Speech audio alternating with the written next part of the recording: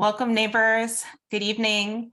It's the general you have joined the general membership meeting of the Reservoir Hill Association. It is April 11th, 2023, and a little bit past 7 p.m. As usual, we're going to break up our meeting into 3 parts. We're going to start with our board reports, which are just short summaries of what we've been up to for the last month. And then we'll get into a discussion. And today we will be joined by Councilman James Torrance, who will be updating us on his legislative agenda. And then we're going to end with some announcements. And you can feel free at any time to join that part of the conversation. And of course, we hope that you are lively in our discussions. So let's, without further ado, begin with our board reports. I will say today I'm a little bit frazzled because I just literally ran in from literally ran in from the No Boundaries Coalition monthly meeting where I was doing a short presentation. So I had 5 minutes to get to my desk and I made it, but we are running a little bit late. So I would like to share that we were able to present with that organization tonight. And it was a nice sized group and just shared a little bit about what RHA is and what our mission is and what the issues that we're facing. And so that's what was going on tonight. And in addition to that, this month, I've been working on the BMP Tunnel Working Group. We have been meeting to talk about how we can best spread the word with our neighbors and surrounding communities about what's going on with the planned BMP Tunnel project.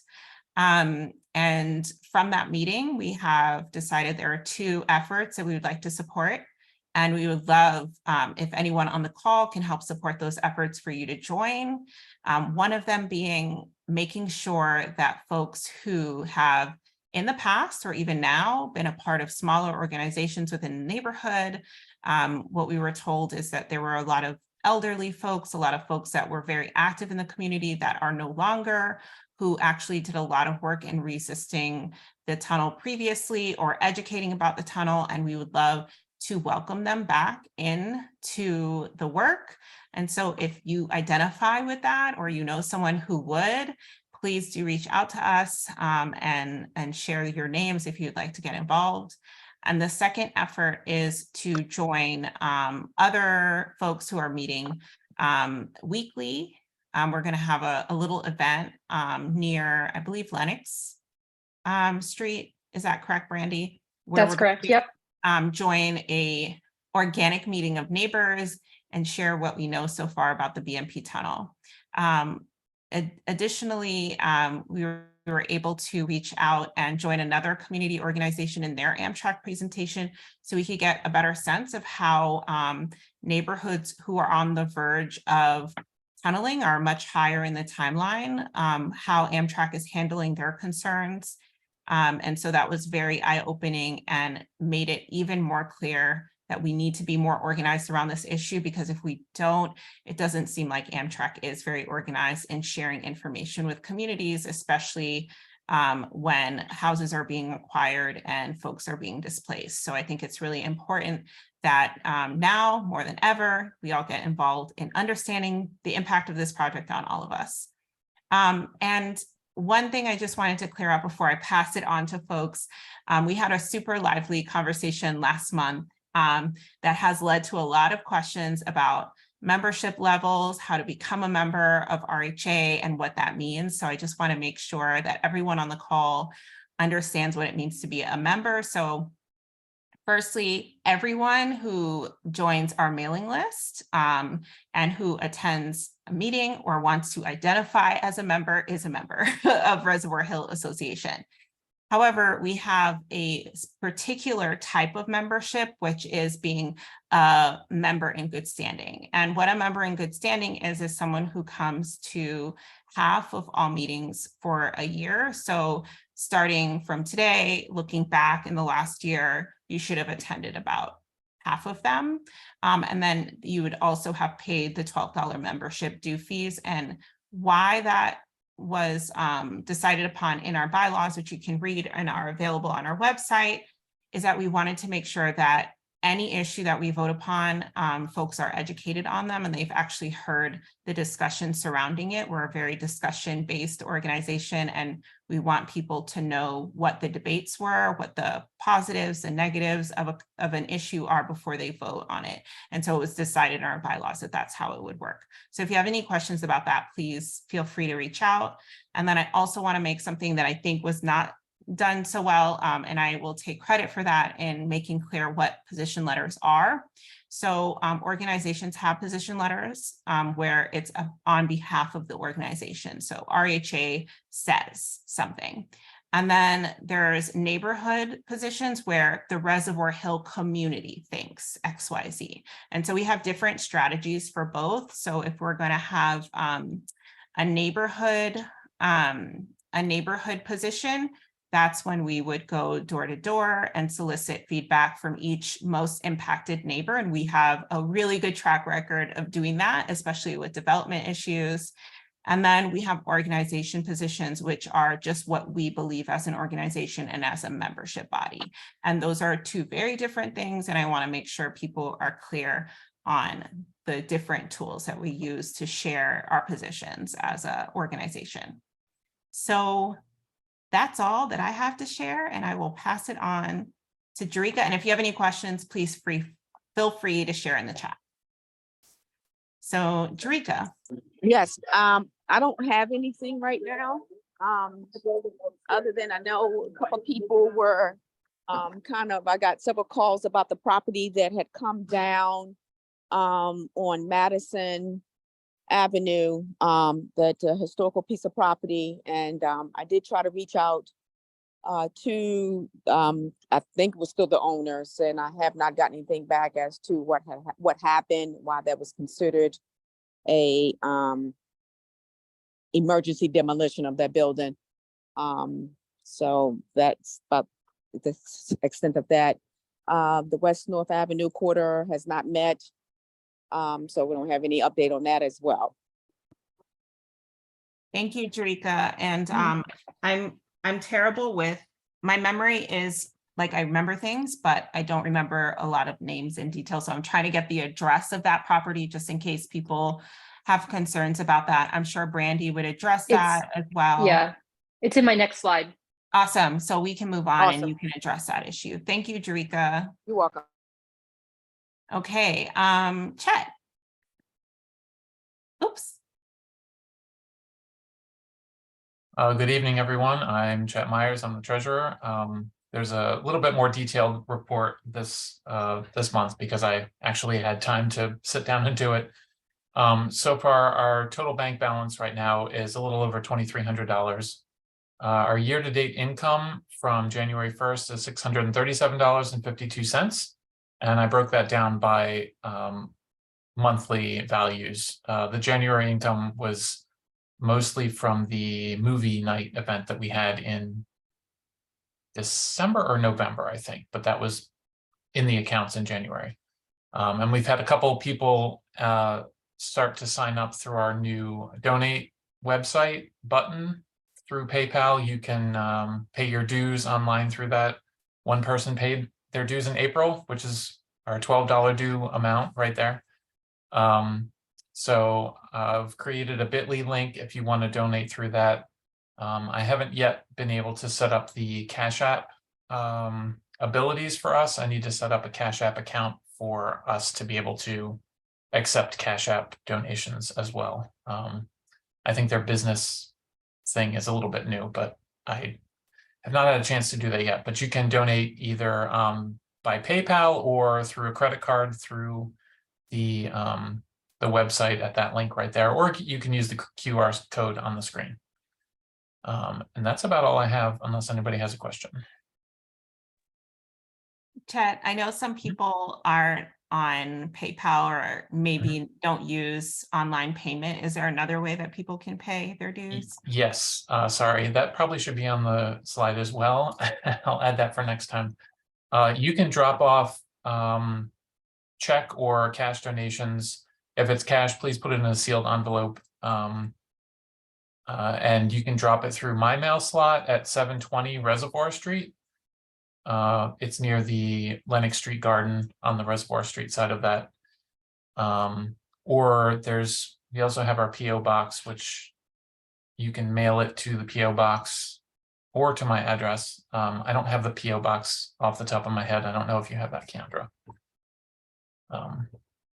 But I'll look it up and put it in the chat.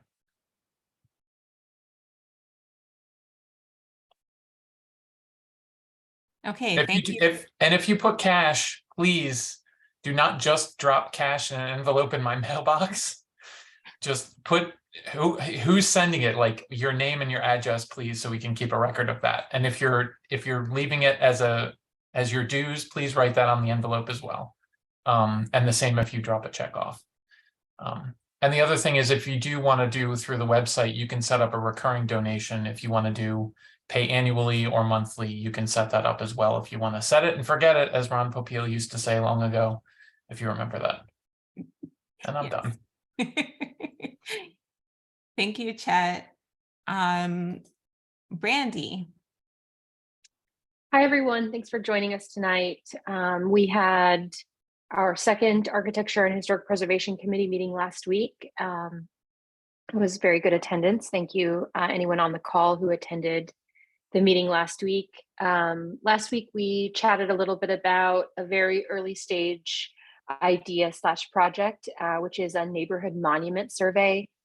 Those of you who live in the neighborhood have probably seen there are some urns at the end of some streets, especially around the Mount Royal area. There's of course our arch at Madison Avenue. And one of our neighbors, or a couple of our neighbors, have come together to sort of discuss how wonderful it would be if we could sort of rehab those monuments, fountains, whatever they are, in the neighborhood, and sort of improve the urban landscape in addition to the care that we give to our homes. So we're in the early stages of sort of surveying the monuments in the neighborhood and doing some research on what they used to look like, or what they should look like, or what is missing and should still be there. And the goal is to develop a document, something like a historic resources survey, and then apply for grants. So very early stages of the project. We're only just kind of conceptualizing how we're going to approach this and starting to do the survey. But this is, I think, going to be something that will be a real feature of the Architecture and Historic Preservation Committee in 2023. So if anyone would like to be involved, if you like historic research, or if you have,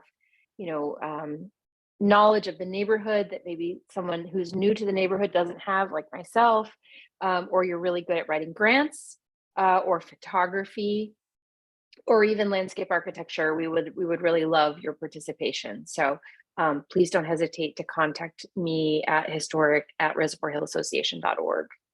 Jerika mentioned that we had a very disappointing demolition at 2556 Madison that was late last week. Basically what happened is the city decided that the house was, or the building was unstable enough that it was a danger to pedestrians and vehicles and cyclists and anyone who uses the roadway, and that it had to come down. My understanding from our CHAP representative is it has been deemed a demolition by neglect. Which is a condition that the city assigns to a property wherein it's obvious that the owners have not maintained the property, basically with the hope that it's going to become structurally unsound such that the city has to demolish it. That is not advantageous for the property owners by any means. Perhaps it was convenient for them to leave it alone and not address it, although in some cases they did address this property. It's a strange scenario, but my understanding is the city is going to take action against the owners for the neglect of the building that led to the emergency demolition. So Keandra has been in touch with some of the city officials at the Department of Housing. I've been in touch with the CHAP representative. Rolando Maxwell has also been working with the CHAP representative, and it is our hope that this doesn't happen again. This building predates my involvement in RHA, so I've come to understand that it's kind of been a problem for many, many, many years. But I hope moving forward that we can avoid any kinds of issues like this. And I implore you, all of you on the call, if you see a structure in the neighborhood that seems unsound, if it seems unsafe, if you're concerned about it, please submit a 311 ticket, and don't hesitate to contact an RHA representative, because we can, of course, amplify anything that you say on a 311 ticket. Perhaps we may have easier access to the CHAP representative or to our council person. So please don't hesitate to reach out about a property. When we were walking last week to 2556 Madison before it was demolished, we saw a building, I believe it was the corner of Whitelock and Madison.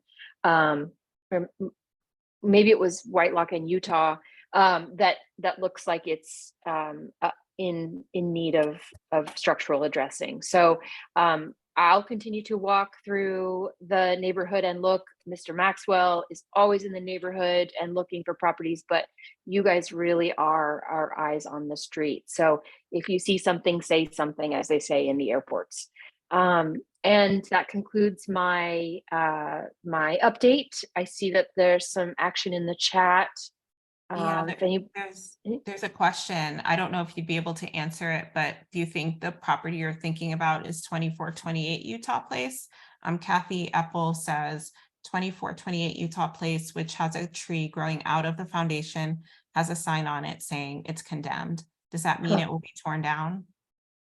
So I don't believe that condemnation is a one-to-one with tear down. I believe that a building that has been condemned can be brought back. I don't think condemned means totally structurally unsound or what have you.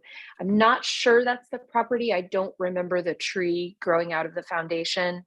But Kathy, I would encourage you to please submit a 311 ticket, and I'll put this on my my walking agenda and go have a look and see. And I'll do a 311 ticket, and we can reach out to the CHAP representative and see if we can learn more. So I'll try to answer those questions better in the next architecture and historic preservation meeting or the next general meeting. Thank you for pointing it out. Thank you. Rolando? 2428, the sign is for the porch in the back that need to be demolished. And Laura is aware of it, our chat representative. Rolando, is that the building that we saw when we were walking? I don't think it was. No, ma'am. Yeah. No. Yeah. Mm-mm. Okay. Okay.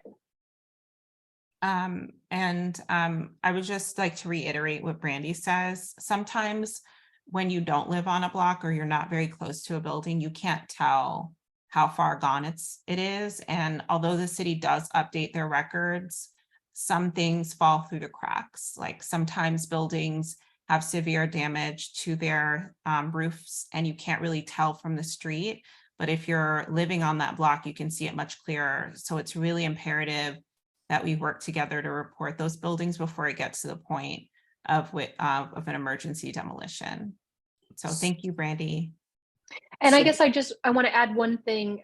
I learned last week in talking with the CHAP representative at the site of the demolition that a requirement, and I know that a requirement does not mean it's going to be executed, or there's not necessarily a clear path there, but the requirement, if this owner is penalized for demolition by neglect, they are required to rebuild the property in an iteration that roughly replicates what was there before.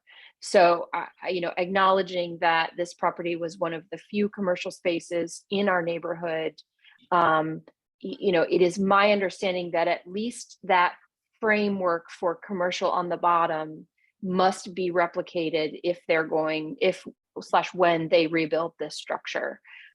This again is my learning. I'm still sort of learning the nuances of the law. and I can find out more information. I will intend to find out more information, but I am hopeful that if/when this is rebuilt, it allows for commercial use on the first floor, and I hope that will benefit our neighborhood. Thank you, Brandy. And Councilman Torrance, before you speak, I just wanted to, I didn't read Maurice Braxton's comment or question, and maybe you'll be able to answer his question as well. But he said, I believe 2428 is owned by a bank. Can they be forced to repair it? So Councilman Torrance, if you can answer that or anything else that you wanted to say with your hand raised. Yeah, so anything owned by a bank, we have to find out who is their representative to send them a communication about repairs.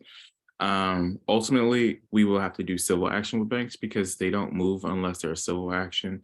As for the structure that we had to emergency demolish, the intent and in the communication that was communicated from my office to DCHD is to pursue legal action to put a lien on the property for the demolition costs.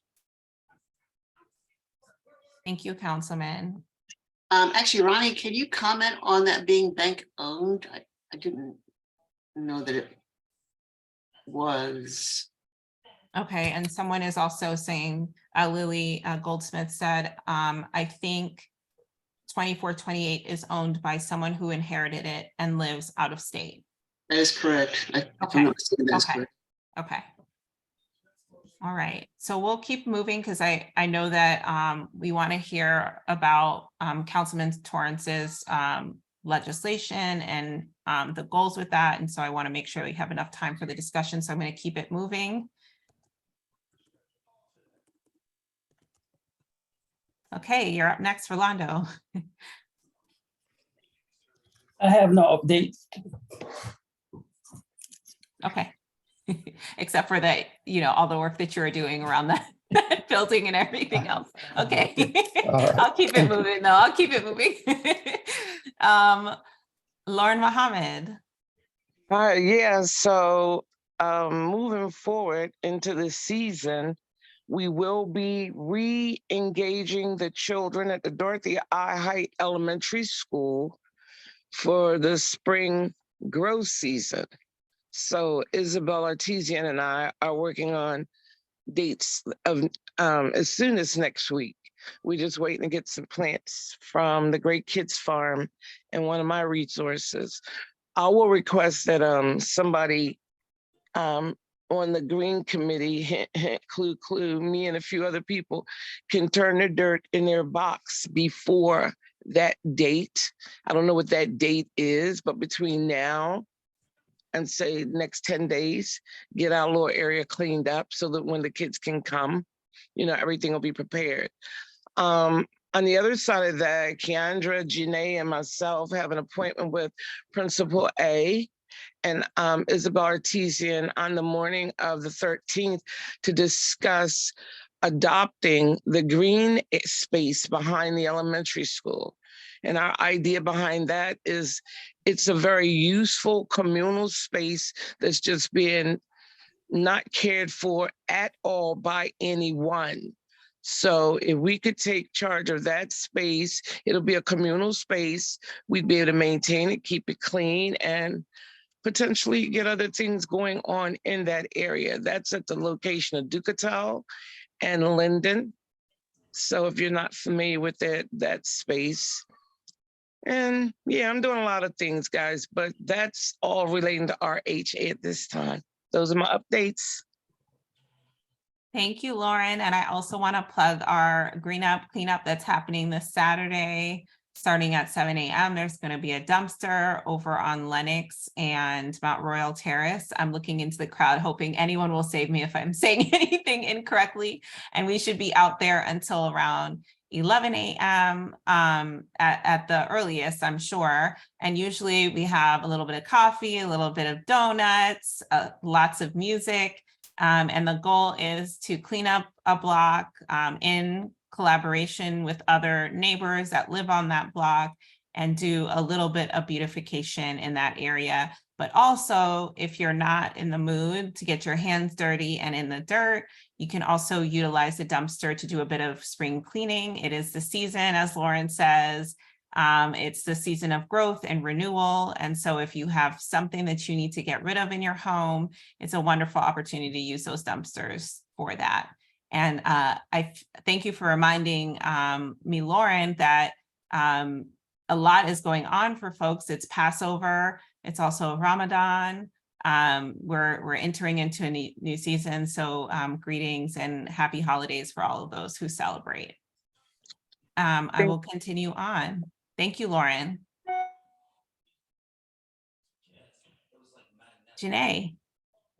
Hi, so speaking of beautifying the neighborhood and cleaning up, it is in great timing as we are underway with the planning for the garden and home tour.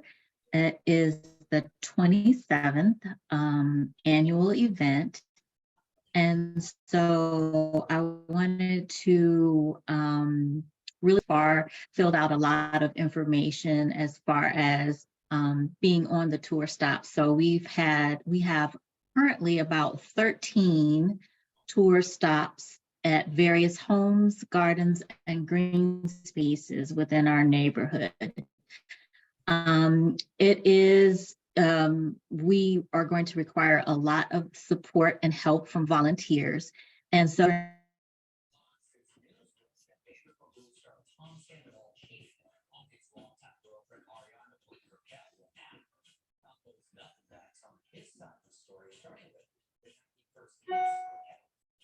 Okay, we lost Janae there a little bit, but I'm sure she'll be back soon. But I think, oh, there you are. You're back already.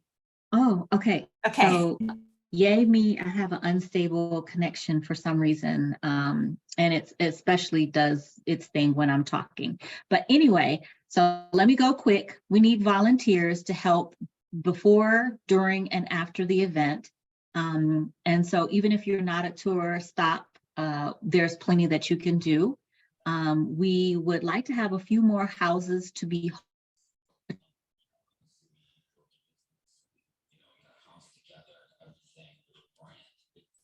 I'm going to try to complete her sentence. We're looking for a few more houses to join the tour. I think Janae's goal is to get at least 15 homes on the tour, and anything above that would be gravy and wonderful. So if you have a garden, you can sign up just to showcase your garden. You don't have to necessarily showcase inside of your home.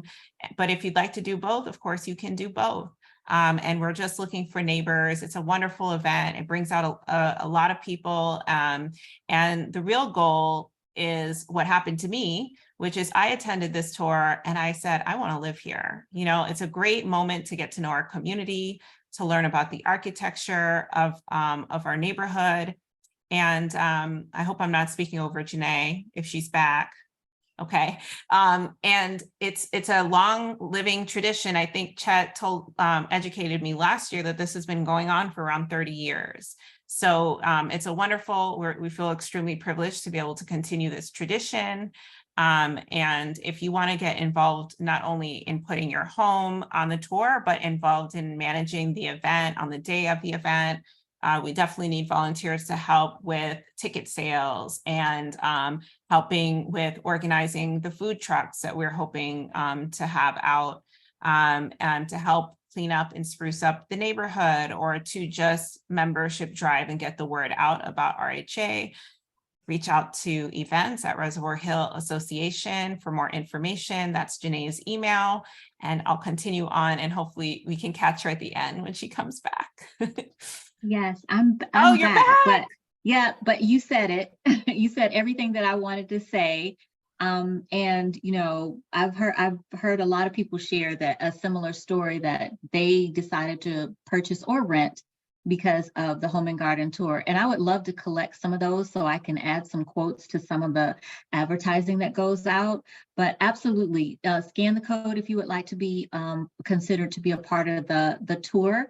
That is it for me. I'm super excited and I hope you all are too.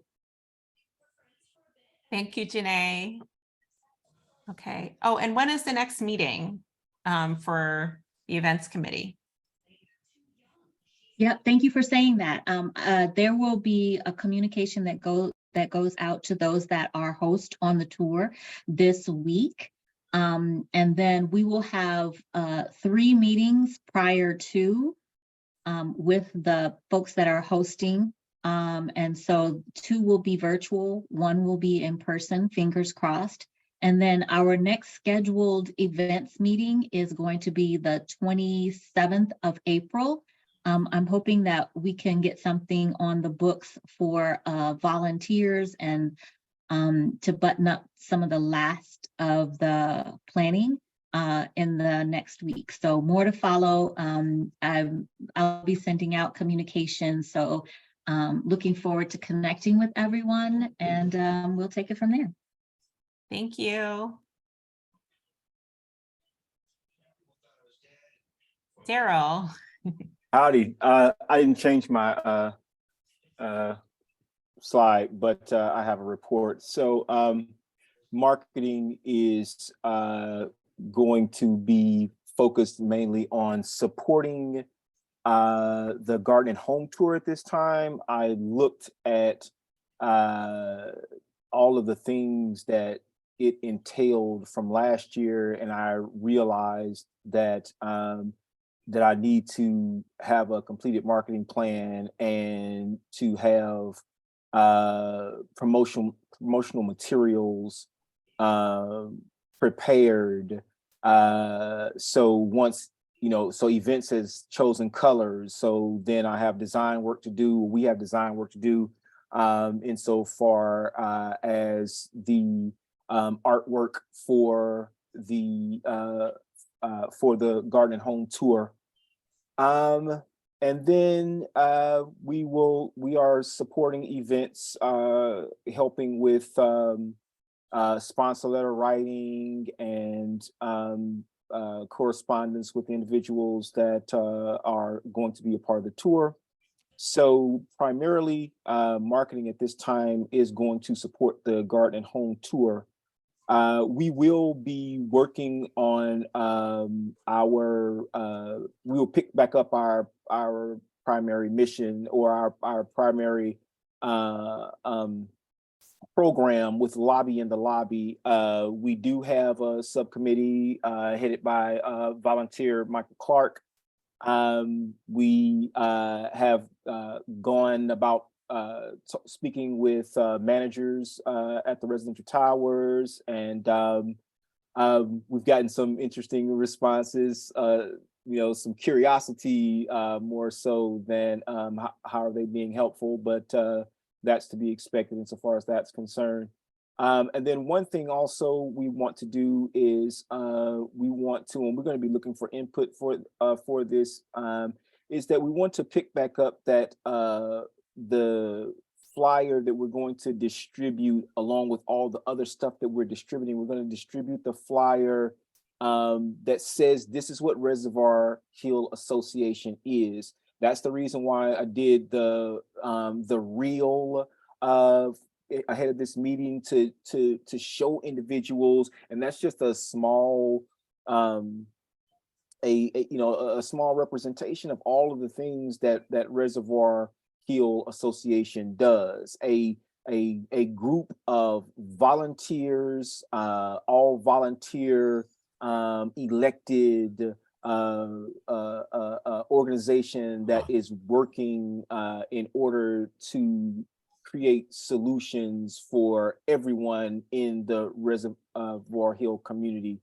So we're going to pick that letter back up, get input from others, and then we're going to be distributing that letter when Lobby in the Lobby picks up, and while we're distributing other flyers. So for our next cleanup, for whatever flyering that we have to do, we're going to start to flyer Reservoir Hill Association along with that, so that individuals understand what we do and that there isn't any confusion between us and other organizations, so that individuals know that the people who may send you an extra MailChimp email or two are individuals that are genuinely dedicated to help this community and everything that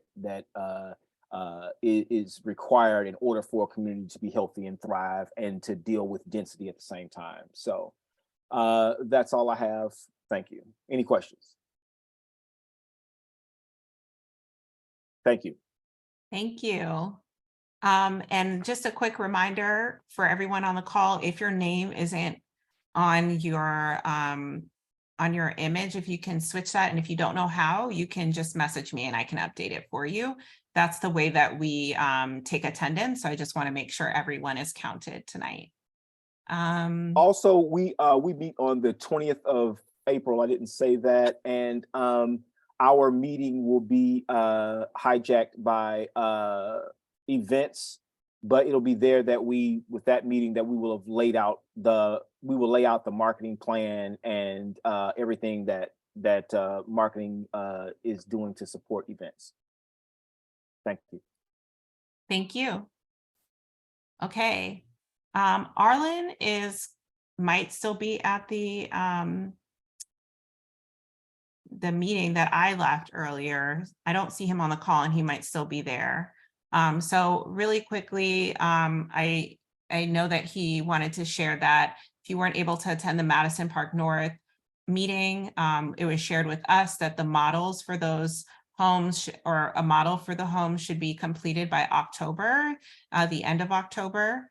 I'm not sure what the seawall development will be presenting at the next PDC meeting, which should occur on 4/24/2023. I think this is concerning the potential acquisition of the, what is the dump site that we have at Sisson Street? I think there is land out on Sisson Street that they're considering acquiring to develop apartment buildings out there. And so they'll be presenting at the PDC meeting in regards to that.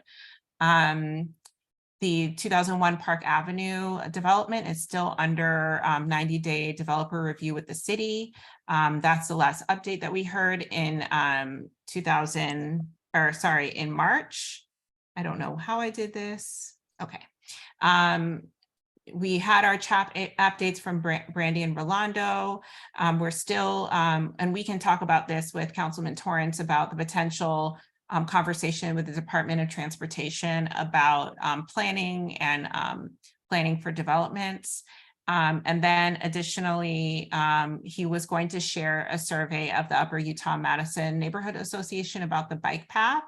And I don't know, I don't have that information. So hopefully we'll be able to send that out after the meeting. So now we can move on to our much awaited discussion with Councilman Torrance. Councilman Torrance, did you have a presentation tonight, or will you need this to be able to share your screen, or are you just speaking? No, I'm just going to be speaking. I'm old school. Okay, I like it. So I'm going to stop sharing so we can have you in the spotlight. Perfect. I know a number of people wanted to talk about the Strengthening Renters Act and then the land bank. I'll go with the land bank. Been working with Councilwoman Ramos for the last 2 years with a group of small developers, community CDCs, as well as community associations who are interested in figuring out how we can make vacant property in the city get back to productive use. Currently, to give you an idea and background, at DCHD, which is the Department of Community Housing and Community Development, has a current Western impact zones in the 7th District. One is in Druid Heights, the other is in Penn North. They're building off strength. So we have comprehensive housing strategy along with some community development. Case in point, in Penn North, we are going to have a brand new $12 million recreation center, and then all of the vacant property around the recreation center has been acquired by the city for home ownership. And then because this directly impacts Arkansas Charlie Terrace, we are acquiring and working with 2 blocks of Parkwood to redevelop those homes, again, for home ownership, to bring back home ownership back into West Baltimore. So we've been working and partnering with different ways to do comprehensive strategies. For some of our communities, that doesn't work. Penn North had strength. They had a recreation center there right next to Reservoir Hill Park. For persons like Carrollton Ridge, they don't have those terms. They have almost a 60% vacancy rate in the city of Baltimore, but also the highest number of gun violence in West Baltimore and in the city, as well as the more prevalency of health issues. So what we've determined is that, and I hate to use these terms when referring to neighborhoods of people of color and poor persons, is that how do we create markets and code markets? And how do we spur that investment? So what we thought about is, this is something that started with Mayor Dixon back in 2009, creating a land bank authority. This land bank authority would acquire and dispose of equipment properties in a way where it's equitable, but also faster than the city systems. And it will allow the city to go out and get private funds to help with closing the gap on vacant housing. To give you an idea, we're spending almost $100 million a year on maintaining vacant housing. In addition to that, we're looking at ways that we can acquire the property. So we started this new interim strategy where the state allows us to foreclose on properties where the cost of our liens exceed the value of the property. We've been using that strategically to acquire properties and assemble them for development. Imagine if we had a land bank who had private investment of $20, $30 million to actually do this strategy, and not take away from the strategy that we've implemented with housing and community development, where we're building off strengths and building in neighborhoods where we know that there is a market. There are a large portion of this home ownership. Now we're moving to a way where we're going to create not only home ownership, but rental opportunities, but do mixed income communities and get there faster. This is us trying to figure out a way to do that acceleration. We're going to make it a quasi-government agency, one where they can be a 501c3 and collect private funds from banks and others who want to donate. So it encourages people with big money to donate to us to actually get this problem solved. In addition to that, they will have authority to use the current powers that DCHG has, along with their real estate office, to help with acquiring the properties and assembling them. But here's the trick. We are leveling the playing field. This organization will do webinars, seminars, and provide technical assistance to community associations, as well as persons who are individually next door to our property on how to acquire that property. We also provide preferential treatment to communities on acquiring properties first. So it's not just a developer coming in and acquiring the property. We also have conversations in language where we would create LDAs, which are land disposition agreements, where a community may negotiate a community benefits agreement. So if it's a large property that is bringing maybe through 30 apartment units, what agreement can you have with the community in place to actually get equitable development, but also work with the community to get there and be a transparent conversation? Also, it allows us to work with CDCs who already have master plans and communities that have master plans to do what we call in the procurement world, pre-qualification. So we pre-qualify them. They've been a good steward. We know what they can do, and we're able to get them properties and do planning with them right away. So we're just trying to do things in a different way that makes the city flexible. But the goal is for this bill and this law to sunset within 15 years. Get as much done in 15 years and not stick around. Anybody have any questions? Any questions? If you have questions, if you don't mind raising your hand, we can, so you just said a lot of things, Councilman, and I was trying to jot notes as you were speaking to keep up with everything. But can you talk a little bit more about how how our communities will work differently with the city with this legislation? Because one of the things that we're really struggling with as a community association is it's really, really, really hard to get responses from the Department of Housing and Community Development when it comes to our neighborhood, and specifically around previously city-owned properties that are then being developed by developers. Sometimes it's really hard to get insight and information about that progress, especially we have a couple of pieces of land that have sat vacant for over 10 years that are supposedly being developed and were passed to a developer from DHCD, and we have very little information about the progress there. So I'm just curious if there are going to be elements within your legislation to help with at least community tracking and understanding about how these properties transition into developers' hands and then later are developed. Yeah, so two parts. We have changed our systems in the city now, where we have created a software that we purchased last fiscal year and currently implementing right now, where we can track a individual purchase of a property and tell you whose box is in and where is it in the status. With large LDAs, such as the one that you're talking about right there off of Linden Avenue, that was complicated. That was a court battle. So in terms of it, there's not much that the city can say because it's going through a legal process, right? Some person had some IRS issues. Then there was ownership issues, whether or not we had proper ownership, whether the feds had ownership. It went back and forth, and then there were some agreements with some people. I think that's one of the pieces.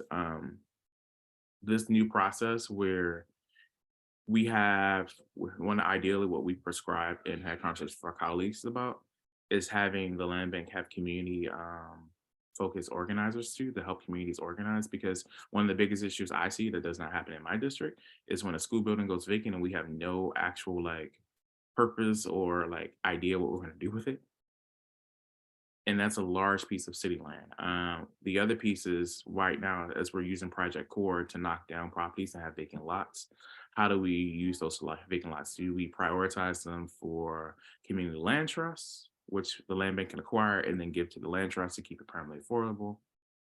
And then are we prioritizing it for pocket parks where we're using with core funds and working with parks and people to create new amenities in communities? So it's the flexibility, but the hardest part right now is that and this is the conversation we've had with the agencies, is DCHD is a strategy organization, not a doing organization. And that's where we have to change the mindset. Case in point, I've been battling with DCHD because they put out an RFP for someone to help them do their comprehensive housing plan. I think that we pay enough people in DCHD to do a comprehensive housing plan. Uh, you have enough people in staff. If you have to hire staff to do a comprehensive housing plan, we shouldn't have to put out RFP. We don't expect you to build buildings. We only expect you to help us with acquisition and disposition. The other piece is helping with clarifying, because we have two agencies that have real estate offices. That's DCHD and a comptroller's office. And one's given property through tax sale, the other is requiring. And we're not trying to take funding away from them, but they have niche issues, right? Whereas the land banks piece is we're going directly into Black neighborhoods where redlining has impacted them greatly, and we're trying to repair communities. This is us being restorative as a city. That differs the land bank from actual DCHD's mission. With regards to so we've met with large and small developers. Actually, the crazy part is that developers, small and large, are in favor of a land bank because the city takes too long to actually acquire properties and give them the properties. So it's a mixed note. And the other piece is that we just found out the other day that DCHD has the power to create mortgages in the city of Baltimore. The city of Baltimore has the power to create mortgages, right? We have this power all the time. We can start giving out mortgages and learning through a bank how we can help persons who make $15 to $20 an hour to actually own a home in Baltimore, collect taxes. So this is one of those things where we're maneuvering, learning more about our systems and fixing our systems. DCHD should be about strategy, whereas a land bank could be about let's restore these markets that need to be restored. In terms of Chris Ryan,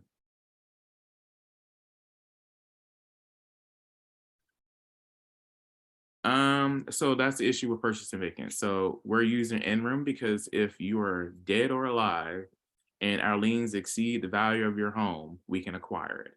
To give you the point, in my district, which has the largest, 1/3 largest number of vacancies, we have about 470 properties that qualify for in-room that the city, if we could acquire, right?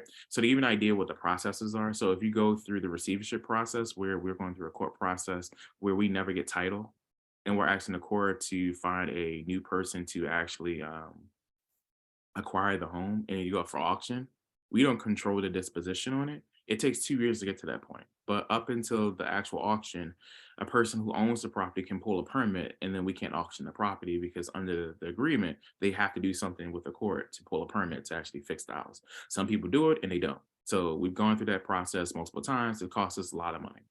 Whereas through an interim process, we can take the property within 4 to 11 months rather than 2 years. So this is a new process where we can do multiple properties, large amount of properties in bulk, rather than waiting for one property at a time. We don't have to use condemnation. We don't have to use eminent domain. This person gets a proper hearing. We then be able to put the property back in someone else's hand. In terms of, I saw the Abundant Housing Act. The Abundant Housing Act does not have enough votes to even get out of committee right now. Generally, as the council has had these conversations, I'm one of those persons. I am a no until we as a council come up with an agreement where we can do this in the right way. I see that because I'm a person who learns from history. I looked to Bed-Stuy, which did upzoning, and the affordability in terms of housing options did not happen. It was not a good experiment. And then there are some portions of Bed-Stuy that was just like Roland Park, where they had covenants, where they prevented people from actually selling the homes for multifamily use. So for me, there's a lot that needs to happen in terms of code enforcement, making sure that we have licensing in place for persons who do assisted living and other facilities where persons are housed. There's more of a comprehensive way instead of just a blanket policy change.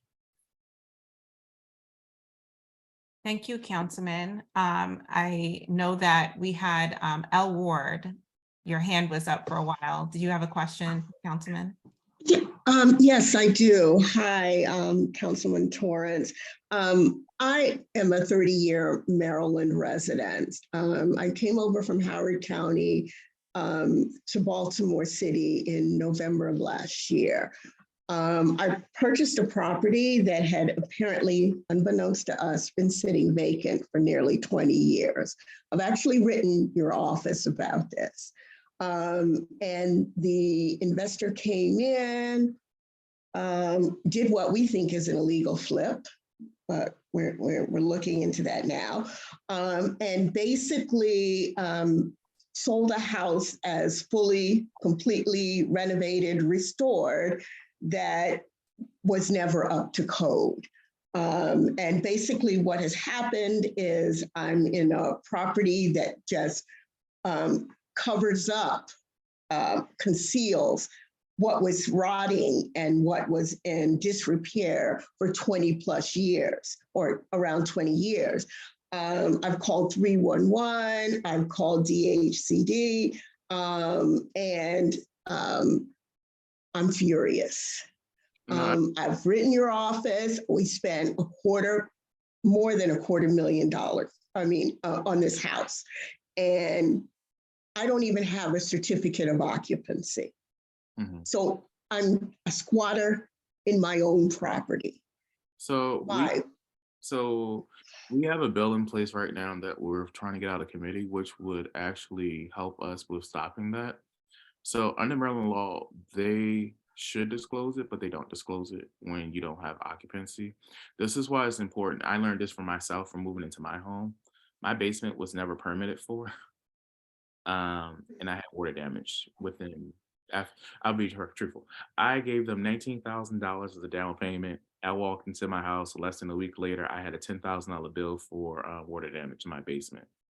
And then once we got the water damage fixed through, how can I say this, waterproofing, I then found out that the studs that the basement was used to assemble with were not to code. So I, as a person, still have to, through city policy, get my own house up to code in terms of things. That's why I don't have a TV on the wall or actual, like, in my house that vacant for 25 years too in Ashburton. So I hear you. We have some information that we have to share with you shortly. We just wanted to vet what we got. We do know that they were cited. What we're trying to do now is work with DCHD on a plan where they have to advertise. And I think this is one of those things where we have to, an advertising campaign for our actual real estate market, right? Because a lot of our real estate agents don't check for permits. Right, and ours didn't. And actually, it wasn't supposed to even be sold without the certificate of occupancy. DHCD was involved in the permit process.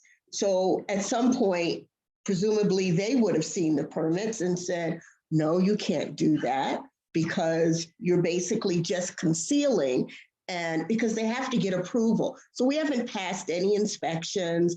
You know, my floors are sinking, my ceiling is warped, it's the whole thing. But somewhere, you know, someone in the city of Baltimore had the authority to say, you know what, you can't do what you want to do because the permits came through that office.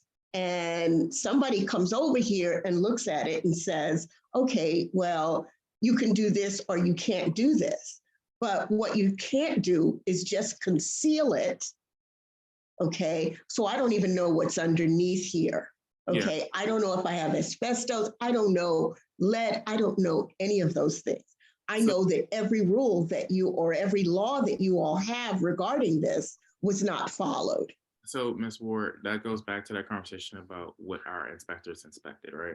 So that's what we've asked DCHD to see what they did inspect. So case in point, the inspectors for my house inspected, came down, they inspected, and they saw that they installed the dryer information and the sump pump and everything for a water heater and then a laundry, right? A laundry room. But they didn't know that they were gonna close up the rest of the walls, right? So they signed off on one thing and then someone did the rest. So that's what we're trying to go back, review the permits, because what happens is that they do take pictures of what they saw to get copies of what those pictures are and see what they signed off on. And then we'll know what we actually know and how provide you with some evidence against that actual person, as well as your title company too. Because there's some things that your title company should have picked up on. That's one of the things that we're trying to change in law now is the disclosure, so that your title company will be responsible if they didn't find things that will prevent you from getting clear title for it. You shouldn't have got clear title to the property. I don't even have it now. I have no right to be in this property at this moment. And I'm, you know, ready to rescind the contract. I'm, you know, it's just on every level. My deed should never have been recorded because there was a lien on the property through CHAP and through DHCD. So how did that deed get recorded? Mm-hmm. And that all goes to your title or company too. So that's when we started looking into it more, that's the other things we found out. There are a lot of things that title companies should have caught for this. And I'm just gonna be realistic. I'm gonna apologize on behalf of the people who put you in this situation, because this has happened even in Ashburton, where I have a neighbor who was in a CHAP district and CHAP didn't approve for the final draft and approval of our property, but inspections happened and no one checked with CHAP to see if they were compliant. And then she started getting a $1,000 fine every week because her property was not compliant to CHAP, right? But she didn't. So we had to fix the systems where in a CHAP district, when those things do come up, that there has to be approval. And this is similar to the same issue that's happening on Madison Avenue where the property was torn down. She built a brand new house on a vacant lot.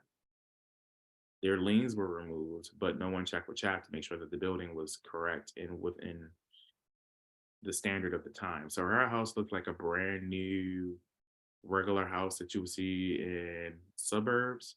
However, we have homes from 1910 that are single families. Right. Looks nothing like the rest of the community. Looks nothing like the rest of the community. And so when people saw that, she started getting the fine, but she already purchased the home. So we had to figure out a way. So we'll try to help figure out a way where we have to change our systems as well. Okay. You're not alone. Let me tell you, there are about 300 people just like you right now in the city of Baltimore because of the same issue that real estate agents weren't. So the real estate association of realtors is in favor of this and willing to train. What happens once we pass this law, it will be required on real estate applications and real estate contracts in the city of Baltimore. We'll be the first jurisdiction to do it. Okay, appreciate that. And appreciate you taking the time to address it, because it is really personal for us. But, you know, my family loves the neighborhood. I love the neighborhood. We believe in it. We're invested in it. And I just would like to make sure that, we can continue to be invested in it. And so I'm working very hard to remain in that position, but it is very difficult. And Lawyer. pardon? If you need a good lawyer. I might need one. I have one, but I may need to get one that's more aggressive than the one that I have right now. So I will tell you that this is happening to a bunch of people across the city. When Councilwoman Ramos had a large number of them happen in her district. And then we had some in the 6th district and the 7th district where we have single family homes. And this is one of those things where we're paying attention more. Our CHAP, that's why you have not, at one time you guys had 2 CHAP people for your entire area. You only have 1 now, so that person's aware of what's happening across the board. But this is something that we have to change. Right now, I have legislation in place where I'm about to make real estate wholesalers register to be businesses in the city of Baltimore because they're being predatory, right? Mhm. Calling people and asking for their homes. So we're gonna add people in your neighborhood and others where you sign up for the do not call list for the national federal government. So you as a real estate wholesaler, this person's on that list and you call them, we're gonna fine you $250, right? Right. To keep you from being predatory and stop calling these people. So Right. because we can easily look up your number and see if you're on the do not call list. Right. Okay, thank you. Thank you. I think thank you so much. And this is such a terrible story, especially as your neighbor who, while your home was under construction, we reported it constantly to the city that we could tell they were not following the law during construction. So it's very sad to hear what you're going through, especially since we try to prevent it. Thank you. And I wanted to pivot back to the comments. One of the comments in the chat said, from McNay Arafane, I tried adopting a lot in front of my house and heard nothing back from the city. What do we do when we have plans, and people who want to improve our blocks, but the systems in place do not work? What is your advice for neighbors who are going through something like that? So adopt a lot, actual decisions won't occur until May. So those decisions won't be finalized until May. The reason why is because some people, so when you adopt a lot, the city provides first right of refusal. So if someone previously adopted the lot, they have an opportunity to adopt it again. If you both apply, they can apply. We go with them. And then there's the offshoot that someone may want to come in and buy the lot. So we then vet that person to see if they can buy the lot. We have a stupid rule in the city where if you do want to buy property, you have to have $90,000 in liquid cash on hand to buy the property, even though the property does not cost $90,000. It is a crazy rule. We're trying to fix it, but that's one of the reasons why we're slow on these applications. In addition to that, right now we are finalizing the applications for care lot, where we're paying people to care for lots that we do not own. So there might be 2 instances where there might be a lot that may be a care lot for a person, and then there might be a city-owned lot. So we're going through that process. And then also with these adopt a lot applications, there's conversations that have to be had with DPW about water access. Then we have to make sure that people, how much will be, have a number for how much water access will be. Some communities have water access costs of like $100, some have $300, some have had several $1,000s. So DPW has to provide those numbers before we offer the lot to people so they understand the full cost that they would be getting into for the lots. Councilman Torres, I attempted to adopt a lot last year and was told by Howard Tutman that I needed to speak to Kate Jennings. Yep, it goes through that adopt a lot process, because if someone previously adopted, they get it. They also applied at the same time. So that's why that's why the application process is what it is, right? Because we know a previous steward and a new steward is happening. So that's some of the things that we're working on internally in terms of the processes. And then because we have this new system, all of that will be electronic completely. No more paper applications. Yeah. Sorry, just to follow up on my comment. So I just want to understand, because I did use the system that was online to do the application. And this was like last year. It's been probably a year since I did the application. Didn't hear anything back, even though the city said we'd get back to you. The lot has been empty for people who lived on my block for 30 something years. They said they don't remember, I mean, or they remember when like it was a car wash. I live on Clendenin, so it's that car wash. It's directly in front of a row of houses, and we've been beautifying the street, but there seems like there's no information on that building. But then when I saw that it was in the open bed adopt a lot system, I went ahead and applied and heard nothing back. Wait a minute, you're talking about the car wash of Clinton? Yes. That shouldn't be there. That's still the property of that's still the property of the U.S. Marshals. So when you go into the adopt a lot system, there is like lots that It should, are, but thank you for letting me and know. it's divided into 5 different lots. So it's really confusing because it's like the land on the map shows that spot, but I'm confused about, is it like the grass around it? Is it like on the side? No. And so we have no information. It's like you just told me it's US Marshals. Like nobody on my block has been able to find out any information about what's up with that building and how, because we've been trying to like clean it up. We cleaned up all the dirt and trash around it. We did a lot of gardening there, but So we're trying to acquire the building. The building is currently in the hands of the U.S. Marshal Service because it was done through asset forfeiture via RICO because there were drug dealing happening in that car wash.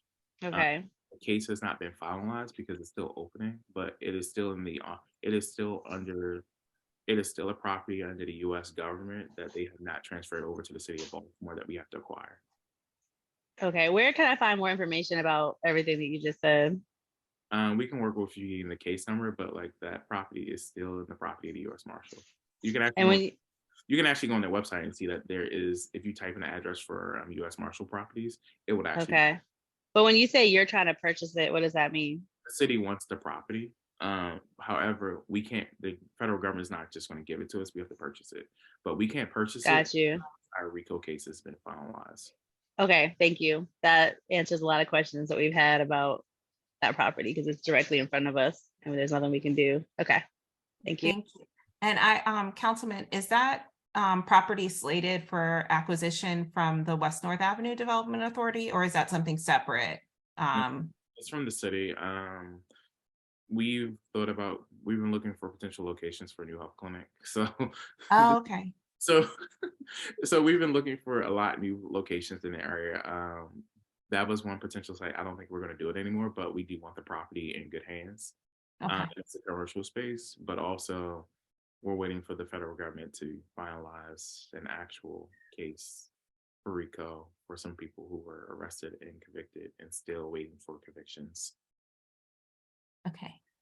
And I also wondered, hearing our neighbors speak, some of the frustration people are facing is that they're not able to navigate this type of information. And thank you, Melda, for putting in the chat that information about I'm trying to find the conversation with Alice Kennedy, because that is a moment where you can ask questions about code enforcement, vacant properties, housing issues, and the next one will be this Friday at noon, and it's online, and Melda has provided the bit.ly for that.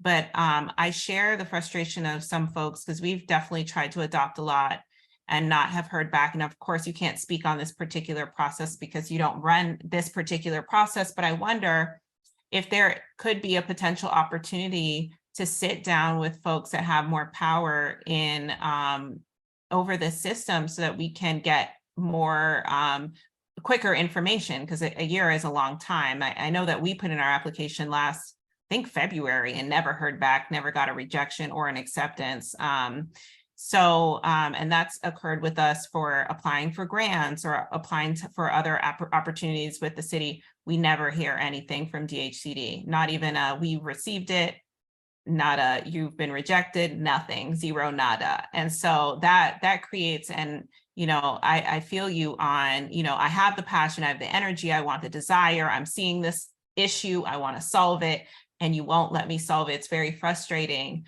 What would your advice be to us, to navigate that? What are techniques that we can use to kind of alleviate that frustration and get to the people that can give us answers in a timely manner? So right now we're in negotiations with the administration about it. The reason why is because this year we have budget power where we can cut the mayor's budget and reallocate it. This is the first time ever. I will say that some of us we requested last year when this system went on board, complete access so that we can see the background portion of it. So when you guys send us 311s, we're able to see the back end of the 311 that you submitted to see what actions took place, who's touched it, the comments of the actual agency people.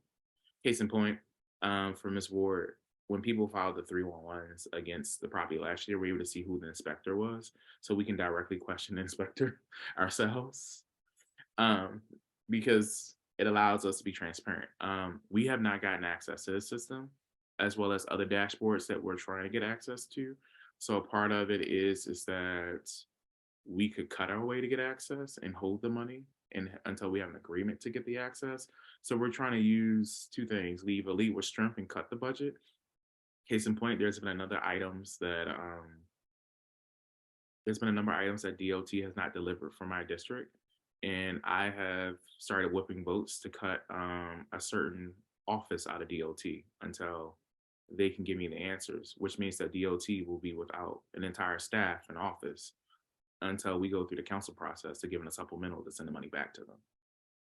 Or if we can't come to agreement with the administration, then you get a nice tax credit to your taxes because we can't come to agreement with the administration. It's the same thing that we did with BOPA.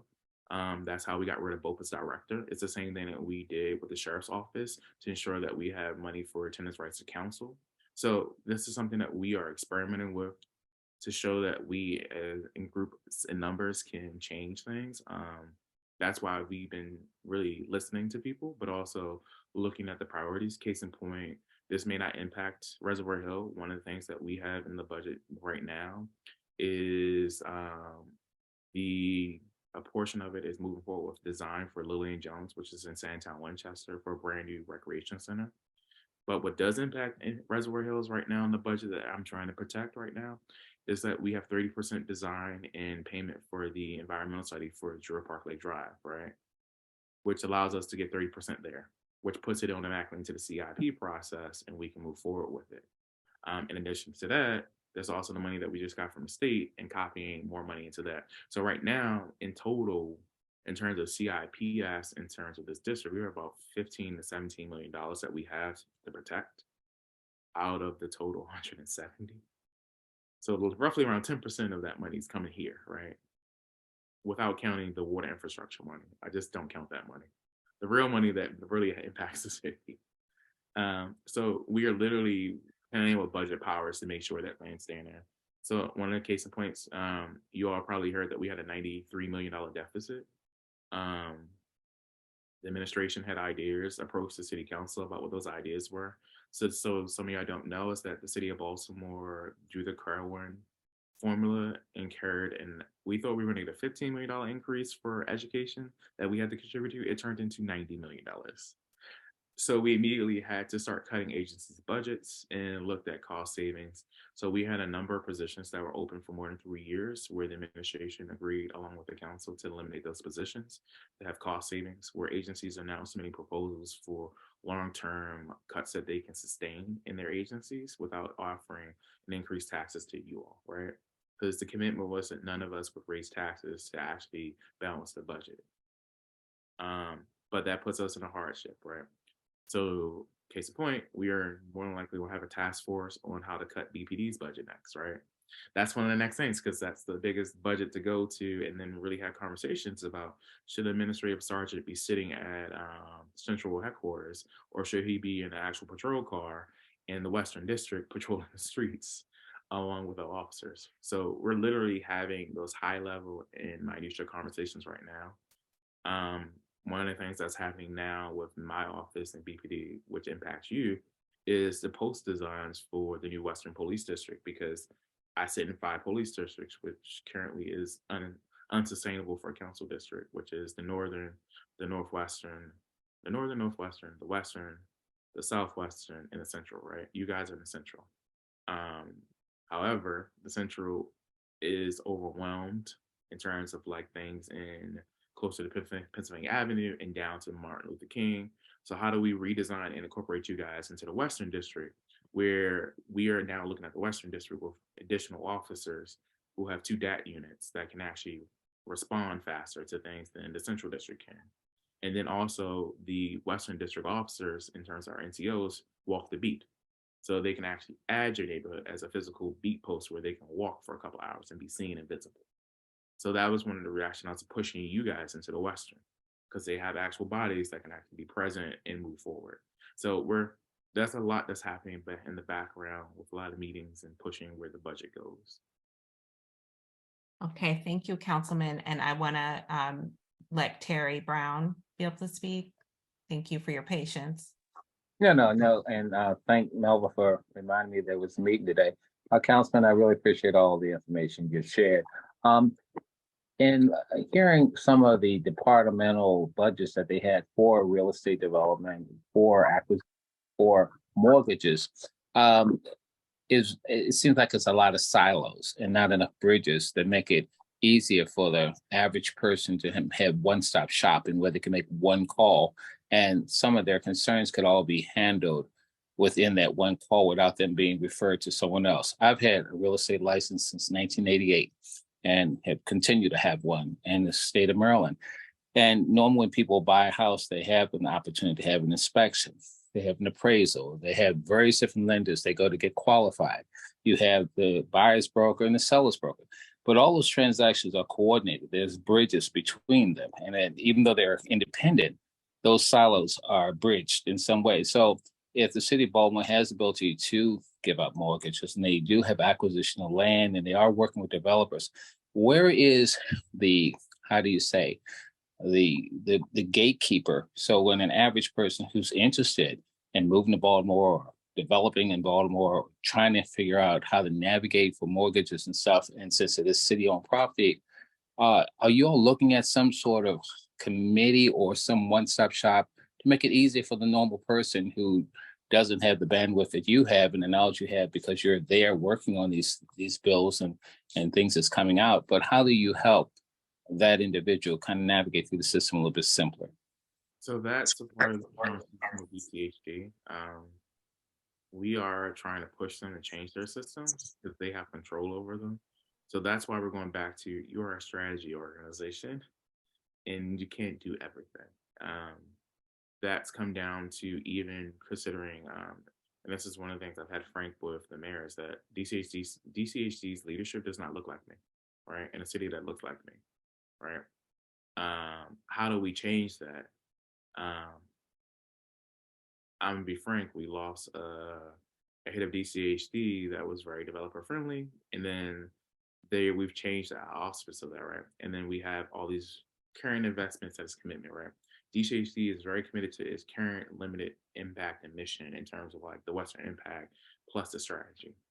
That's why we're trying to work out, and this is a conversation that's happening across the board between the controller's office and DCHD, because they're the only ones that can actually sell city property, right? And then anything that does go has to go through the board of estimates. So we're really looking at how we change our processes internally to meet the needs. That's why, case in point, we've had issues with procurement, which is why some of the grants for DCHD has not gone out. So we have to create new systems and contracts within procurement where you went through the board of estimates, we approved all these contracts at one time, everything's ready, and just had agreements in place, right? To the point where, I'll give you an idea. The city of Baltimore has changed the leadership in the procurement office. We have now started to evaluate out staff who don't have expertise nor training in procurement, but we're doing procurement work and moving them into other positions, because there's no reason why $1 million contract is still in your office for the last 3 years. So we're literally pushing and changing systems. I call it the middle manager fire sale that the city is having. So we're seeing a lot of people change in middle management on purpose, because either you're going to deliver the results or leave. So right now that's the battle that we're having behind scenes recording. I can tell you that there was a middle manager in DOT that had to go because of planning issues, and she's gone, right?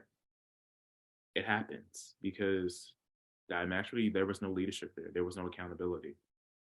And then when we did accountability, some of her people left with her too, because they thought that they knew that accountability was coming. But we've seen a process change. That's why you guys have Patrick now, who's more responsive and very specific and very detailed about what he says to the community and intentional about it.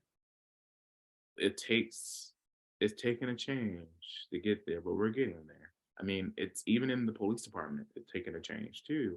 Like we've seen some drastic changes in changing how we police with the Western District pilot and now the move in the Southwestern, to the point that we're down 32% in homicides right now, year to date.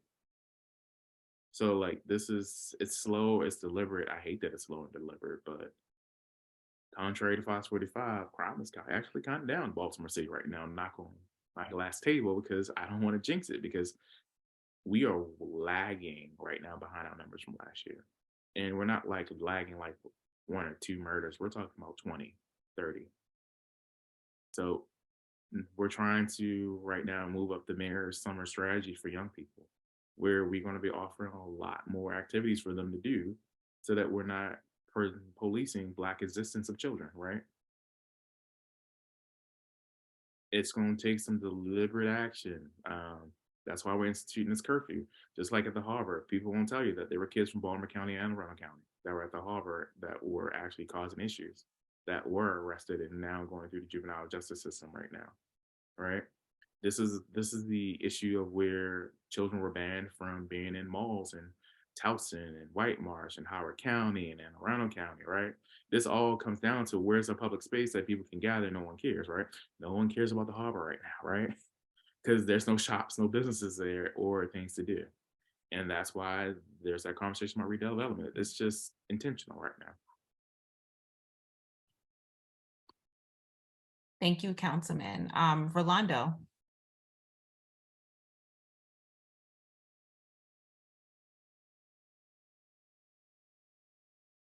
Rolando, you're muted. Camera off so I can put my charger on. Sorry about that. My question is in reference to code enforcement. Is it possible for you to pass a legislation to have code enforcement department assign inspector for CHAP related issue? Because obviously the issues that we having is the inspectors is not aware of the CHAP guidelines, and they will approve or disregard certain things in this CHAP district.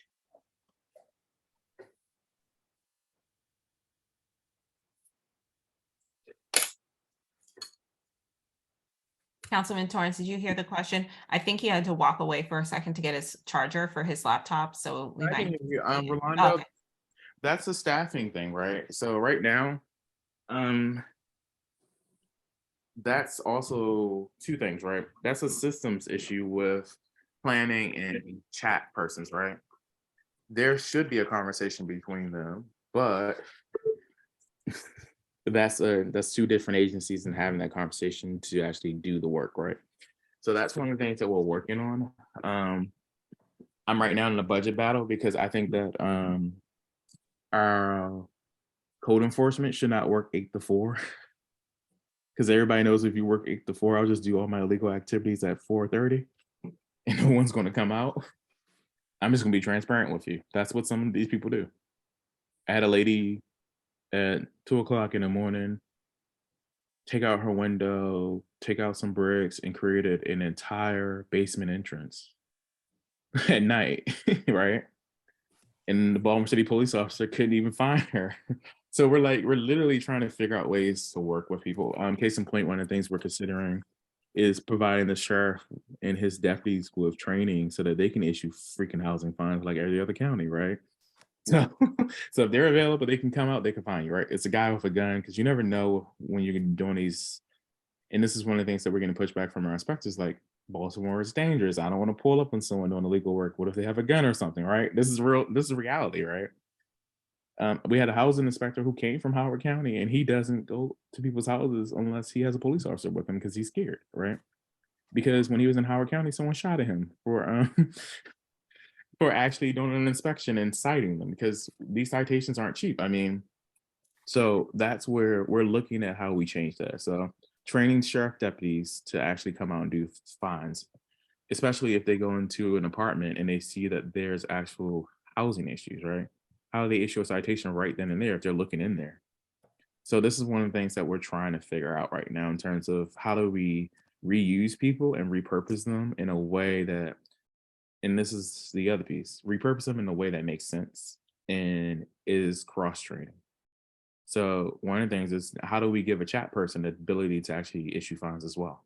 So those are conversations that are happening in the background because some of these people need that training. Thank you, Councilman. Devin Sutherland. Hi, thanks. Good evening, everybody. Good evening, Councilman Torrance. Question for you. Is your office doing anything specifically to engage young people this summer around opportunities for either employment or service learning opportunities? So we've been pushing a lot of our young people to the Youth Works program because right now we have enough space for 8,000 young people. So we've been tracking the numbers. So right now we all have been in a so two parts. So we all have been in a competition to see who gets the most residents signed up for Youth Work sites. And I came in third last year. I'm trying to be in first this year. So we're also pushing more people to actually be actual employment sites. If you want to be an employment site for young people and they've applied through YouthWorks, you can sign up by the 14th to be an actual work site. You can work that out with like maybe a Dorothy I Height to see if that's a location and do that work. But we just need a physical site where we can see them, make sure they get lunch and breakfast, and also that we can deliver their checks in hand. So like that's something, if you can help, we can help you facilitate that with the mayor's office of employment development, because we're looking for employers because we need to find ways to employ. We're getting two youth workers for our own office this summer. How about anything around service learning hours? We have been doing weekly resource walks in our community. So you guys got those little where to call for help cards. We're going to do those with our youth workers. If you got other young people who like to help us do it all the time, we'll give them an opportunity. We're also going to do a lot of cleanups this summer. What happens is with some of these young people, we have an HTO program where they can actually get paid to do the work, or we can actually help them with getting a $10 stormwater credit off of their actual water bills for their households. Awesome. Thank you. Thank you, Councilman. I don't see any more questions in the chat nor any hands raised, so I'm going to ask a question. Oh, Brian.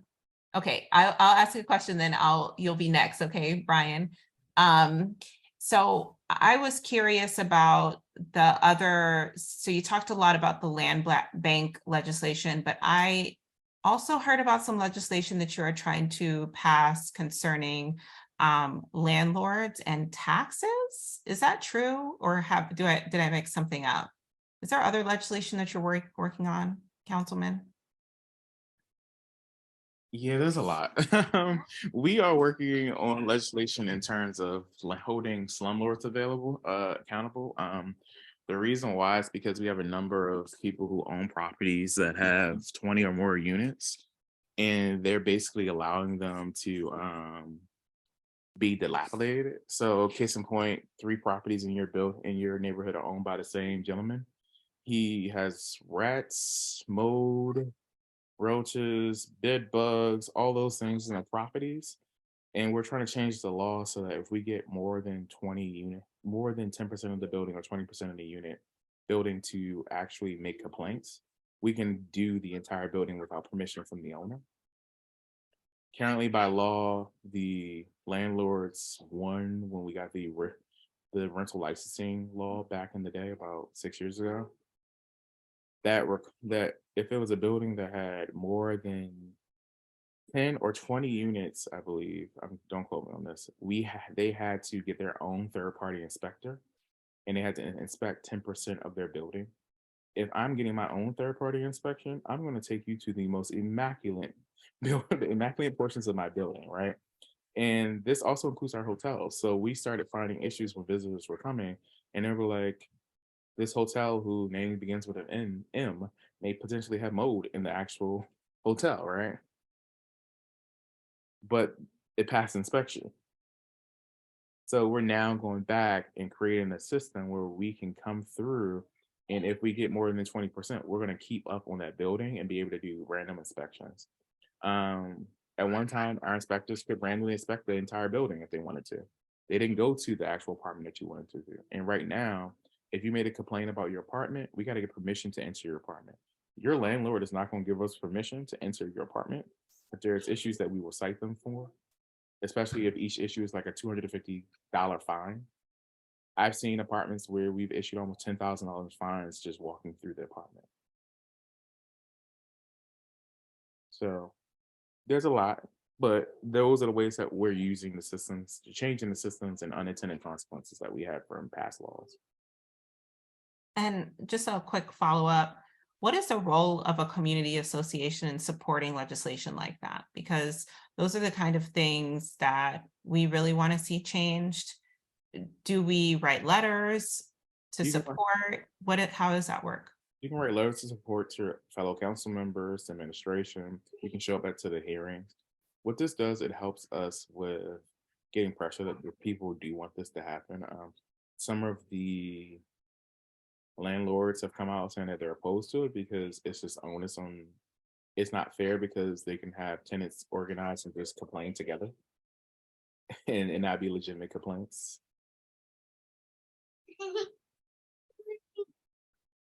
That's far less likely than people organizing to make legitimate complaints for actual issues, but okay. All right, so Brian, thank you for your patience. I guess my comment was directed at the young lady that was, I guess, seeking employment for, I guess, teenage students, if I'm not mistaken. Can you hear me? Hello? Yeah, is she still online? Yes, Devin's here. It was Devin Sutherland. Yeah, I would recommend, yeah. Hey, how you doing, lady? I would recommend that you contact your local hospitals like University of Maryland and Johns Hopkins. They're always looking for, I don't want to say always looking for, but they always look for extra help. And maybe if you can kind of contact those folks and see if you can form some type of connection or bridge to provide, like, some employment. I know you were hiring high school students a couple of years ago, but I think you were running into a couple of issues.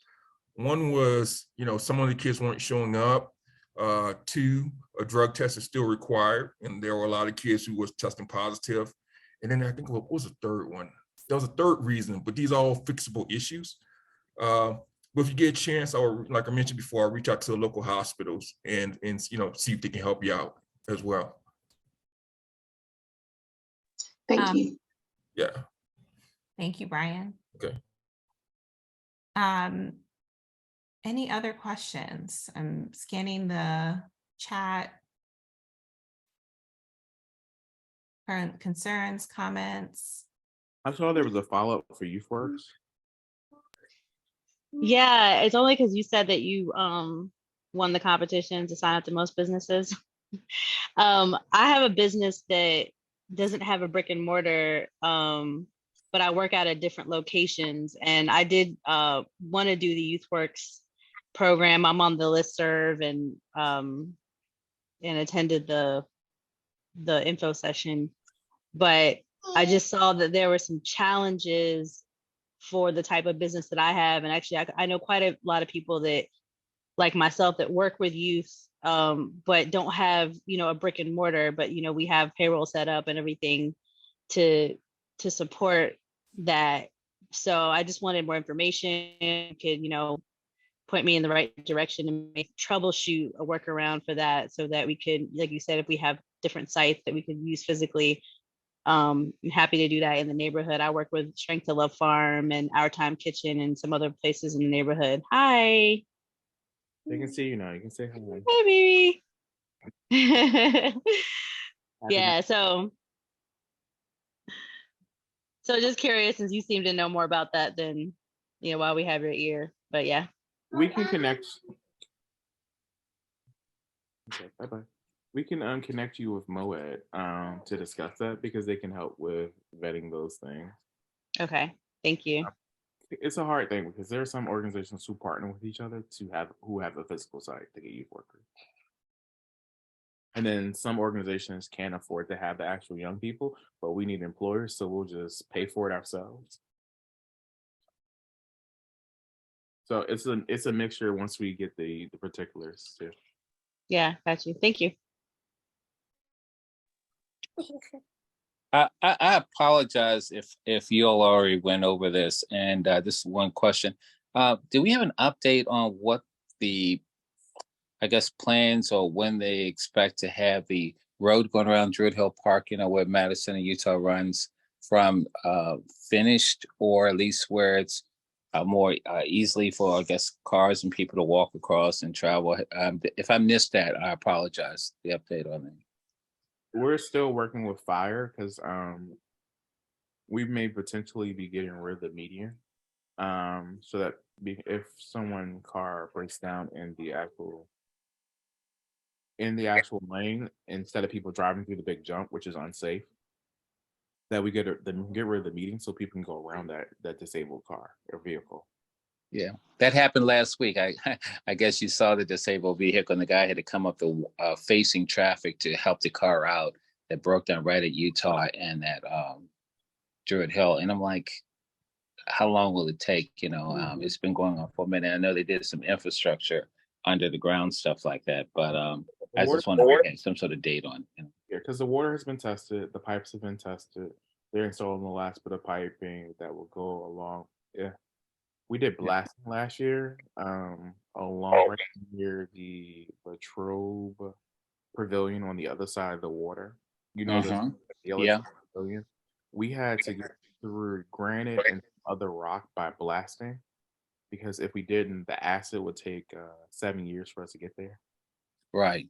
And then the other process that we needed, our drill bits were burning out, so we had to actually do blasting, work with the zoo to make sure that no elephants decided to run off property in the midst of us blasting.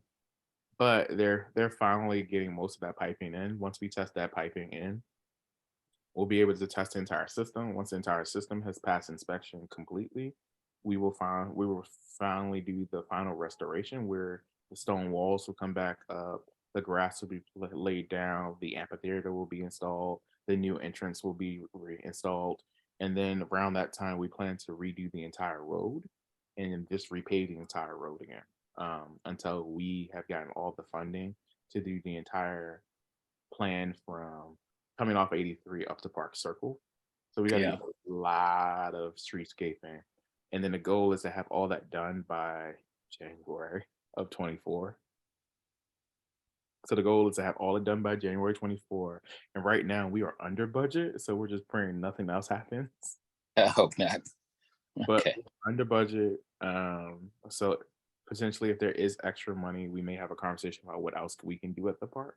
Or we can use that contribution to the money that we're doing for the additional portions of the park.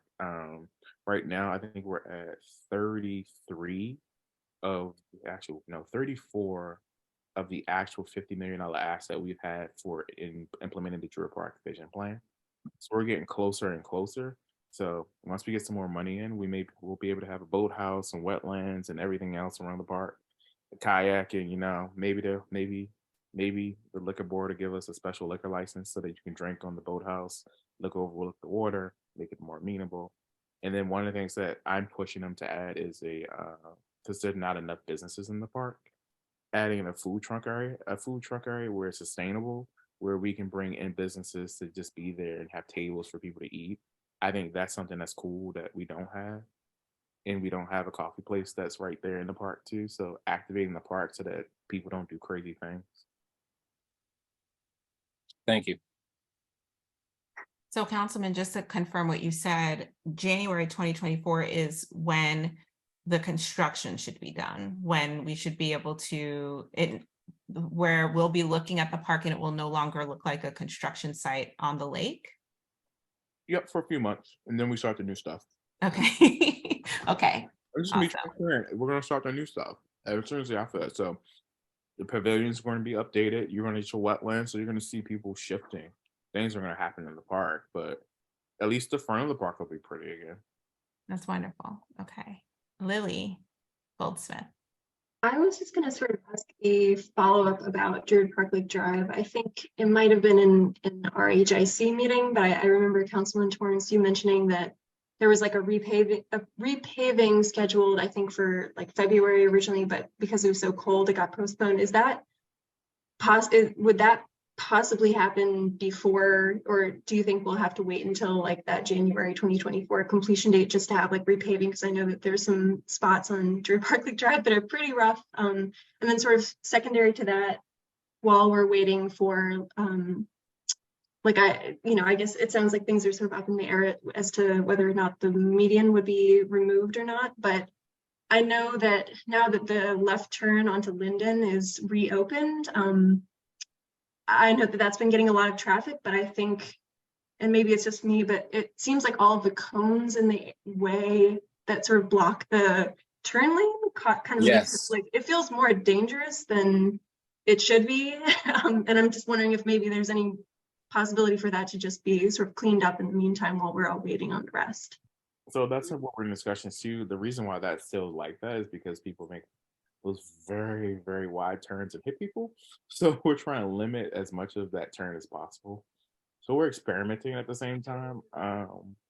So literally, they're trying to figure out what is a configuration that we can do in terms of repaving, but also Oscar Renner has a contract to restore it with the median. The question is, if we don't do the median, do we get our money back or we do something else? And we have to go in negotiations with the actual company about that because they're responsible for restoring it. And that's where we're at in terms of like, that's another like procurement. Like, are we on the same page about restoring the property? Like right now, we are consistently trying to figure this out because there's going to be a moment where we're going to have to have that road repaired enough to hold over until we get the final money for the new road. And then we're going to have to go through the growing pain of not being able to use that road because your new road for Druid Park Lake Drive right now is costing around $32 million in terms of streetscaping and everything else, the new tree line, all of that's around 32 million. And that's current cost. That has not hit the inflation market yet because this is more than likely 4-5 years away in terms of costs. So we have to figure out how to get that cost handled. So we're looking at more like a $45 million project. So in short, is there any hope for maybe just like repavement in the meantime, or? So the goal is to repave this year. So that here's the thing. So the goal is to repave this year and restore some of the curving around the park. So it look like it's old self, but we're fighting over is the median right now. And then how to create a new portion of the roadway where the median is safe. So that's what we're in a fight with DPW as well as the fire department. Others are trying to figure it out. Okay, thank you. For putting in the volunteer Be More Love program as well with Eco Warriors. Thank you. For Miss Sutherland. Thank you, Javis. And thank you for adding Javis's contact in the chat. The councilman's office has been super responsive to us, and we really appreciate their time and effort and energy in being here. We hope you can come back again.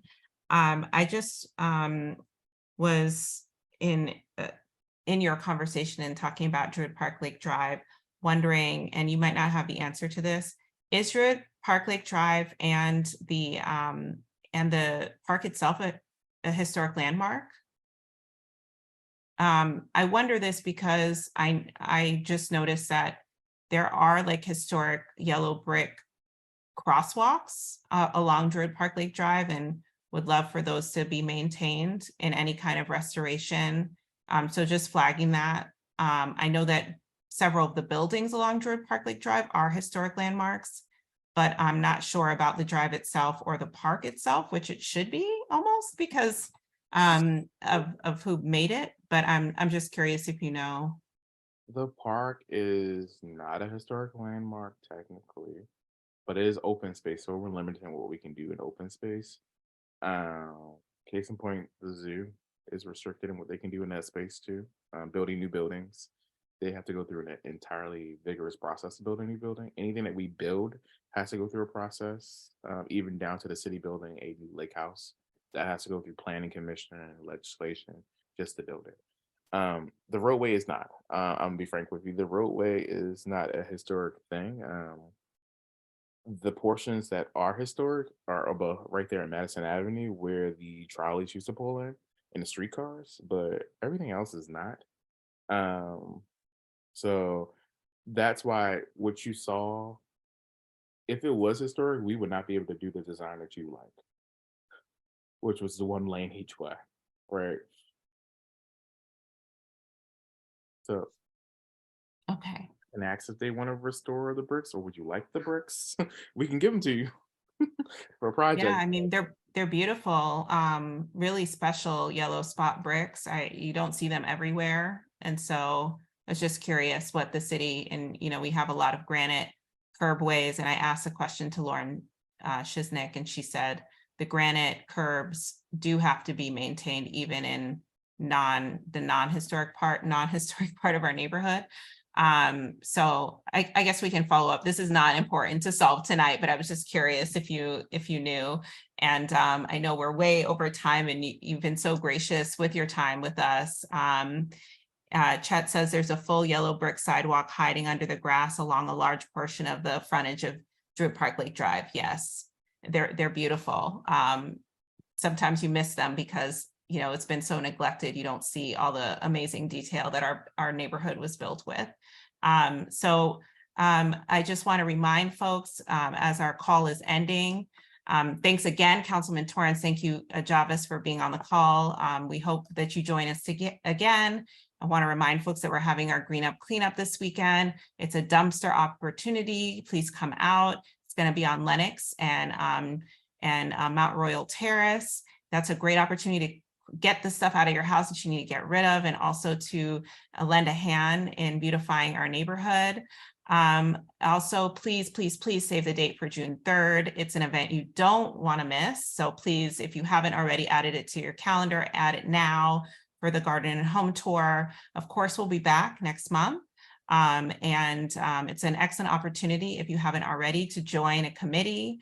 And with that, I think there's nothing else, unless Councilman Torrance or Javis, you had any other things that you wanted to share before we ended our call. AFRAM is returning back to the park on June 17th and 18th. Just Yay! want to let you know, June 17th and 18th.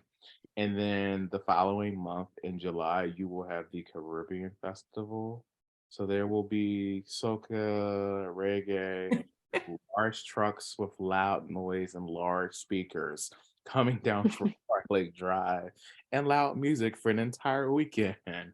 We're doing a site visit to get them through the park with their large trailers to make sure that they do not, and I mean do not, damage the roadways or cause any significant damage to our grass, because they have to be in the entire park. But just in case, in July, you'll have the Caribbean Festival in the Druid Hill Park. In addition to that, you will also have AFRAM, and then I believe it's August, you'll also have Pride in the park, a little portion of Pride in the park. So literally the park is going to be activated, just to let you know, if you understanding where the music and everything's come from, that's why. That's so exciting. That's great news. I think for everybody, we love our festivals. When the weather is nice, why not be out and enjoying the park that we all live along? Do you have the dates for the Caribbean Fest or for Pride? Caribbean Festival. 1 second. No problem. And this is kind of a bad question for me to be asking. I should know the answer to this, but do you know if there's going to be any Juneteenth events in our neighborhood with AFRAM? I haven't seen any. Okay. I haven't seen any requests, unless someone's going to show up and make their own thing. Okay. I haven't seen anything from Dovecote because they typically have something every year. Yeah, I haven't heard anything yet. And then Lily put in the chat, just wanted to quickly plug the Earth Day neighborhood cleanup at St. Francis Neighborhood Center on April 22nd. That's happening from 9 a.m. to 1 p.m. And you can email to volunteer by emailing volunteer@stfranciscenter.org.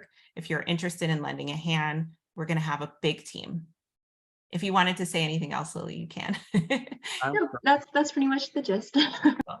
I'm struggling to find the date, but it is, I think it's after the 4th of July, first and Okay. foremost. I know it's after the 4th of July, but I will give you the dates once we have it. Because we are Wonderful. finalizing the parade route because they're starting in Park Heights and coming down Park Heights Avenue to Drew Park Lake Drive and going in and trying to move 18 wheelers into the park along with 4,000 people at the same time. That's awesome. I heard traditionally there was a moment where it came down Utah into the park, which to me sounded awesome. We could all sit and watch it, but I guess we'll have to be out there. We can't watch it from our balconies. But okay. Yeah, Actually, it came up Utah from the stadium, and those poor marchers were so tired by the time they get to the park because it's uphill all the way from the water. But it was fabulous. Yeah, I just want to warn you because I know that we will be shutting down the 83 exits Oh, while the parade is happening because that is too much of a scary thing to happen at the same time. okay. And that, the other thing is that we will have code enforcement people in your neighborhood again in a few weeks because we've been given information about illegal rental properties again. So we're going to have to come back through and use our mighty arm of code enforcement again to find people for not having rental licenses. But if you do have some properties that have them, please let us know so that we can then escalate it again so we can start the finding process again to make our neighbors good neighbors again. Okay. Just to give you out their FYI. And if you know someone who's living in a rental property that does not have a license that you are suspecting doesn't have a license, email us. We can then send code enforcement out and then we'll find them as well. That person does not have to pay that person rent.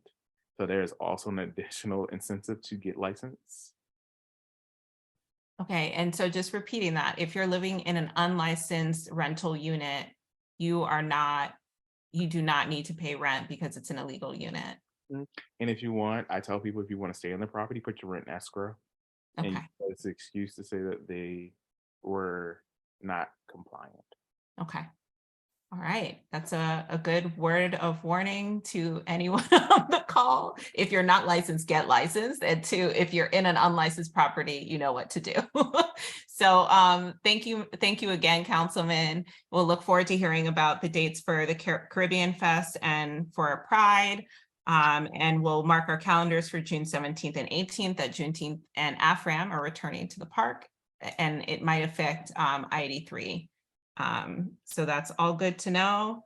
And hopefully we'll see a lot of you all this Saturday, and if not, in the committee meetings, and if not, next month. And thank you for joining and staying on the call, and have a wonderful evening. One thing. Oh. Is any tickets still available for Masquerade in May, Lily? Oh yes. Anyone, thank you for mentioning that. Anyone who's interested, St. Francis Neighborhood Center is having our 60th anniversary fundraising gala on May 5th, Friday, May 5th from 7 to 10 p.m. next month. Tickets are available. I can put the link in the chat if that's easiest, but you can also go to our website and just hit the tab that says Spring Gala. But we'll have wine and beer tastings, we'll have food from Water for Chocolate, we'll have a bunch of different performances and art from our after school program students, youth performances, a whole bunch of good stuff, and then also a sort of like archival exhibit about our history and the neighborhood. So I hope that anyone can join us there. So thank you for that. Thank you all. Thank you, Lily. Thank you for catching that, Daryl. And this is the real one, okay? Have a great night. See you all. Have a great rest of your week, and thanks for joining. Good night, Bye-bye. everyone. Good night. Thank Good night. you. Good night. Good night. Take care. Good night, everybody. Good night.